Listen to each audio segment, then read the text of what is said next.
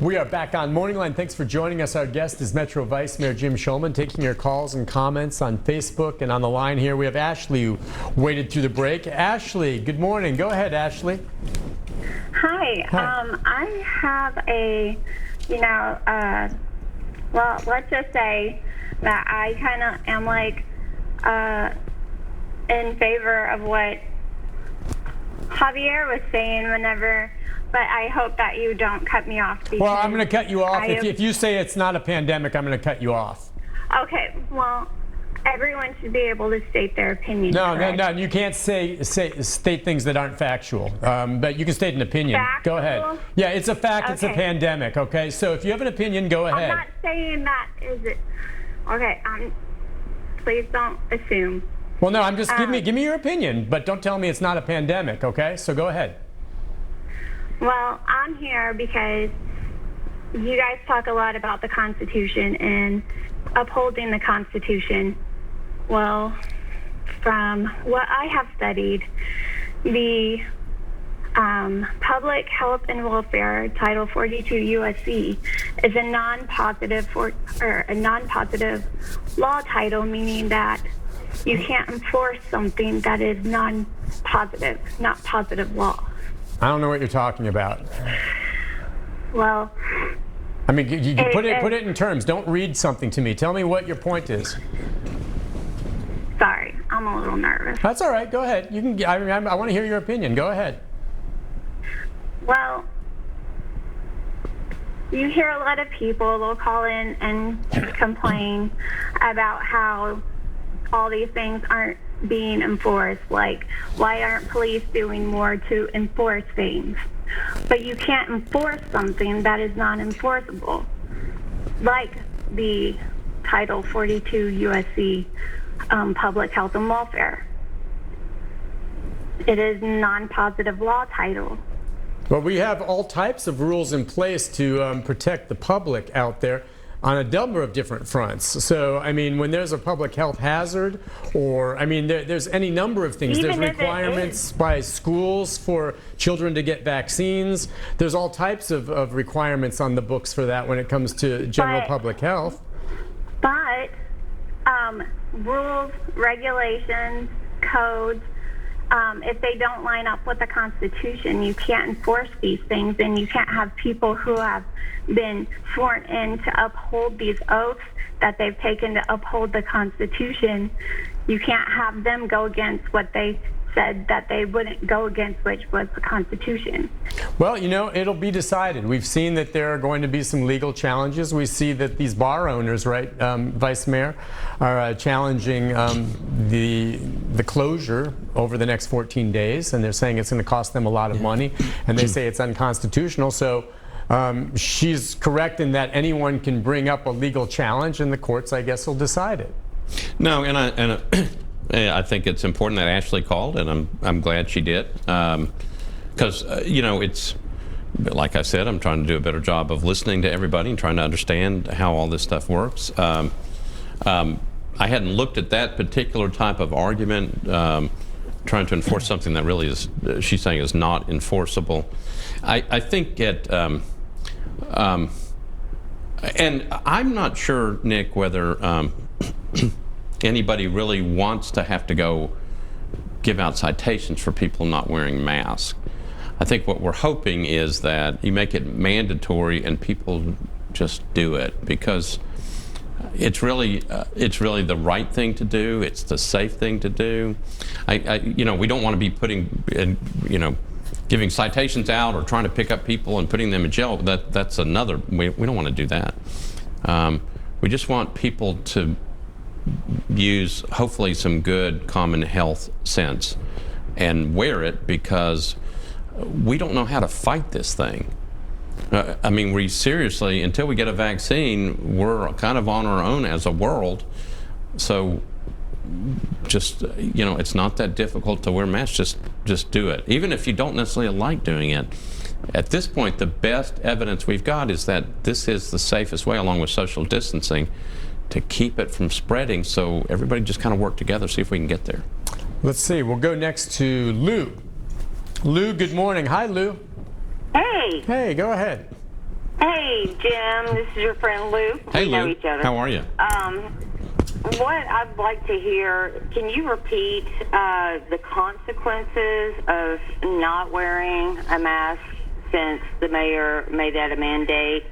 And also, as a community leader, I have a lot of people who are very upset about what's going on Broadway, and it looks like the bars are defying the Phase 2 rollback. What has to happen? Can you revoke their ABC license, their beer permits? What's it going to take to get them to comply? So Lou's a good one. She's a good person. So I think if you don't wear a mask, I think you can get a citation. I haven't don't heard think, of any of those given out at this point. No, I mean, again, let's go back to the fact that I don't think anybody really wants to do that. I think the idea of mandating it is to try to get people to do it, to say that this is a requirement. One of the things that I think, Lou, that we really should be doing, and I'm not sure if we are or not, is particularly downtown on Broadway, and I talked to the mayor about this last week, having, we have folks that work for the city that are down there or work for the downtown partnership that are down there just kind of keeping an eye on things and making sure everybody's okay. Give them a box of masks in a nice way. Give them a bag of Goo Goo clusters in a nice way and say, hey, wear a mask, get a Goo Goo cluster. Do something that's more positive and get people to do it. I think the worst thing we could probably do is, obviously we don't want to pick anybody up. You can give citations, but I don't think we really want to do that. We just want people to be safe. The stuff on Broadway, we'll see how that plays out. You can actually, I think the health department has the ability to shut something down if they keep violating orders. They can actually padlock it. And then you can take some further steps. Again, I don't think anybody really wants to go to those extremes. I know people are angry. I mean, you got people who are angry that the things are doing this, and then you got people who are down there going like angry because you're making us shut down. This is one of those things where, again, if we could figure out how to calm everybody down and get everybody to the table, or not everybody, but just people at the table and go, and I know the mayor is trying. I mean, I've talked to the mayor. I think they're trying to do this. But figure out a way to make this work where everybody understands the potential consequences of this thing, and we figure out a way to make this thing work. Yeah. And Nick, we've talked about, how do you make the spaces bigger down there? How do you let more people kind of mill around without having to pack into a bar?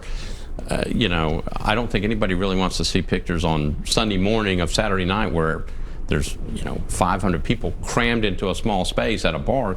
That's not proper social distancing, and that's not safe. So how do we figure out a way to make it all work together? And it's not easy. Yeah, and the authority, I'm with you. I don't think anyone wants to see people get citations. Steve is asking, how about telling us what legal authority the mayor or the governor has to enforce this? And I guess we're going to find out, Steve. We know some of those bar owners right now are looking for an injunction, to stop this, and are suing, saying it's unconstitutional. So the courts will decide on that front. Let's see. We'll go to, I think next is it TJ? Hi, TJ. CJ, are you there, CJ? I'm here. Can you hear me? Yeah, go ahead, sir. Or ma'am. So I kind of want to go back to referencing what you were talking about with Taiwan and the numbers around around the world. It's almost apples and oranges because I'm working internationally consistently. I've been a Nashville resident for 10 years, and speaking to colleagues in Italy and England and just across the European Union, they're able to shut down, and those numbers look so good because their government has also stepped up and helped all of these businesses. So they are, as of right now, they're getting 80% of their wage, and they're all told to stay home for the rest of the year. And so it's kind of it's a balancing act here of what you guys are discussing as far as closing the bars and locking everything up, but without any more funding or any help from government assistance. Meanwhile, raising the taxes across the city. How do you see help for these bars that are closing down? How do you see help for these people that are just trying to feed their families, and those of us that, especially in the city, are based in a gig economy? that are going to be continually locked down without any further assistance. Yeah, that's a tough one. And he's right on a lot of those fronts. I mean, we know, and so many people were getting on unemployment and had delays coming through it, and the stimulus checks, sometimes some folks are still waiting for that. How do you go about, helping these folks when this comes back again? I think his question or his statement was excellent, because I'm not sure. One of the things that, again, from the city standpoint, sometimes I don't think we do as good a job as we should, is learning from other cities. Okay, same thing with the state, looking at other states. How do we do things nationally? What did we do right? What did we do wrong? And we look at other places that seem to be opening back up, whether it's Taiwan, whether it's New Zealand, whether it's any of these places that put in place a strategy to try to deal with it, and then they came out on the other side and they're in really good shape.